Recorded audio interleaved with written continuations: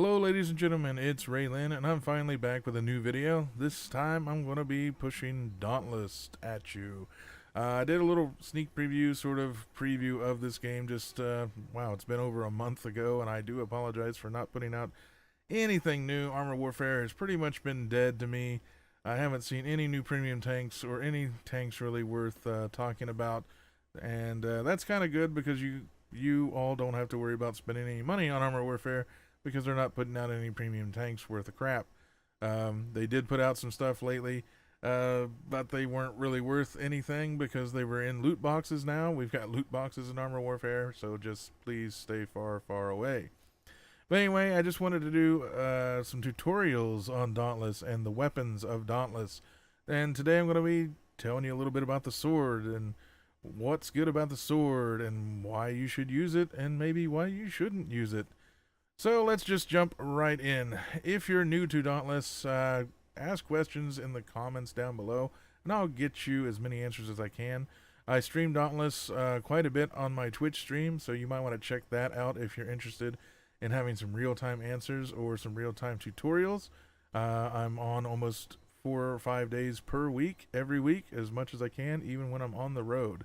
But let's jump into the sword. You got a light attack, fast attacks that build your special meter quickly, and the heavy attack that slowly builds your special meter. What it should say is light attacks build your super meter, or special meter, or hyper meter, or ultimate gauge very quickly, and heavy attacks really don't do much of shit for building any kind of special meter. I have never seen the heavy attack build much of anything.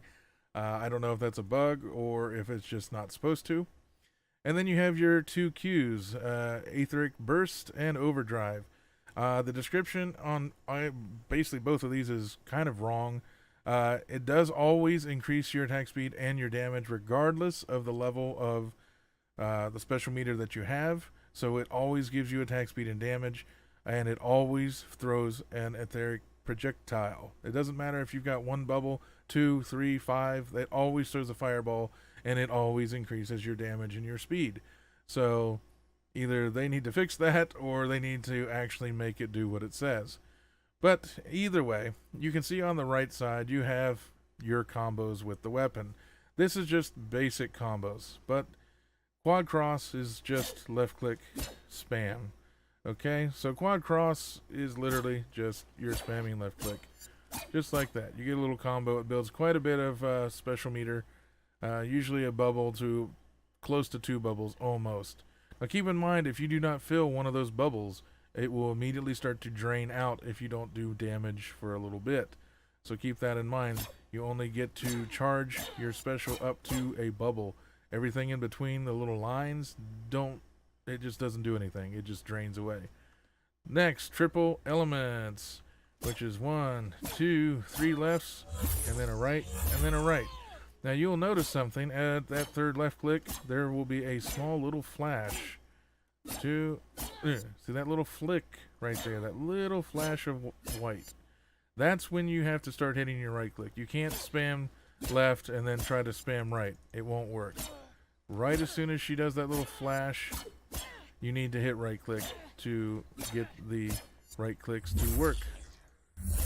And there you go. Next, you have everyone's favorite repeating elements.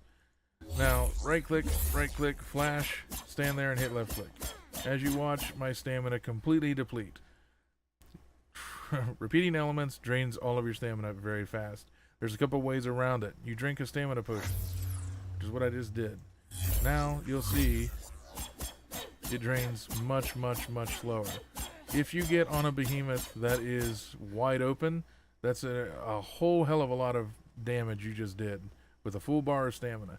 You can up this even more by using a stamina lantern, which does the same thing as your potion, which reduces the cost of stamina cost abilities even more and makes it regen even faster. The two of them together give you incredible burst damage with repeating elements.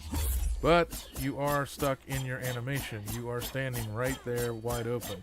However, with one of the hits, you can roll out of it. As long as you have stamina left, every hit of this will let you roll out of it.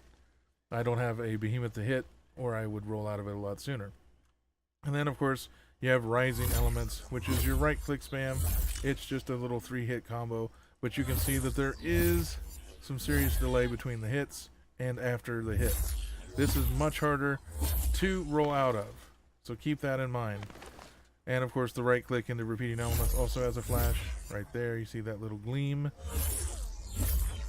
and then you can start doing repeating elements. The heat of battle, it's really hard sometimes to time it right, and you might not get this off. Other attacks, running or not running, sprinting, not sprinting. A jump attack, you got to jump left and you got to jump right. It's like an overhead. These do count as the first hit in any of these combos. So you got right, right, right, or you got jump overhead, right, right, bam. So if you want to get into repeating elements even faster, do a jumping attack into that, into repeating. So one unique thing that the sword does have, during a roll, hold a direction, you will stab in that direction, regardless of anything else. You will always stab in the direction that you're holding. If I would stop screwing it up, there you go. So even if you roll forward, you can stab backwards. If you roll backwards, you can stab forwards. So that's kind of one of the unique perks about the sword. The sword is fast. It's okay damage. It's kind of weak on the damage compared to like the axe or the hammer, but it's safe.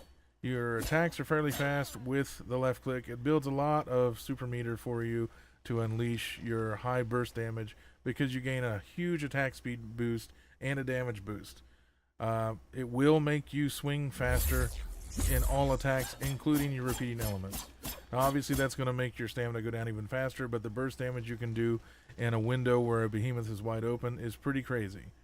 So keep these things in mind. Repeating elements, by the way, if you look there, you see the little red arrow. Anytime you see that on any weapon, it means to repeat that key. That's what that means. It doesn't mean move your mouse in a half circle in that certain direction.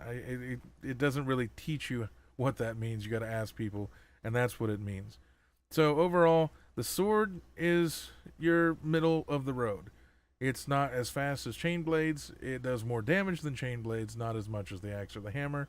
It's about on par with the war pike, but it doesn't have nearly the kind of ranged attack that the war pike has. It's just overall, it's a very safe, secure weapon. You can dodge roll out of almost every single hit, and it does huge burst damage if you're willing to spend the stamina. A lot of people don't want to use repeating elements. They don't like not having that stamina.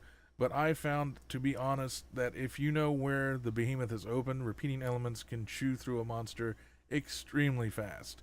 So that's up to personal playstyle. There are armor sets, of course, that can enhance that playstyle, like the Gnasher armor or the Rage Tail armor. It reduces stamina costs for abilities and dodge rolls and stuff like that. So those kind of armor sets will help. But rather than get into that, I just wanted to focus on the weapons for now. So that's pretty much it. That's what the sword can do, and why I would use it is exactly that. It's very safe. It doesn't have the damage that the axe or the hammer have, but the animations don't leave you as wide open as either of those two weapons. So it's a very safe, secure weapon. It's right in the middle of the road for, utility plus safety plus, killing things. And that's pretty much what the game's about. So anyway, that's going to do it for this video. I wanted to keep it kind of short and just give you an overall view of what the sword is and what it can do. I will be doing a basic weapon tutorial on all the weapons in the game. My next tutorial will probably be on the axe, since the axe has gone through some pretty big changes since it debuted. And now it's a little bit different than what it was even just a few weeks ago when they released the patch. I'll get to the axe next time, and I'll try to keep these videos coming to help people out. Again, if you haven't had a chance to subscribe to my channel, you can click at the bottom of your screen, and that'll get you all the latest updates every time I upload something new to my channel. I do apologize for the gap since my last video, but I've been putting a lot of effort into my Twitch stream. And if you're interested in seeing more Dauntless, I am streaming it pretty much all the time right now. I'm trying to get partnered with them so that I can give something back to my community and my subscribers and my viewers. So hopefully you'll join me. And anyway, that is it for this video. Be on the lookout for the next one. Take care, everybody, and I'll talk to you all next time.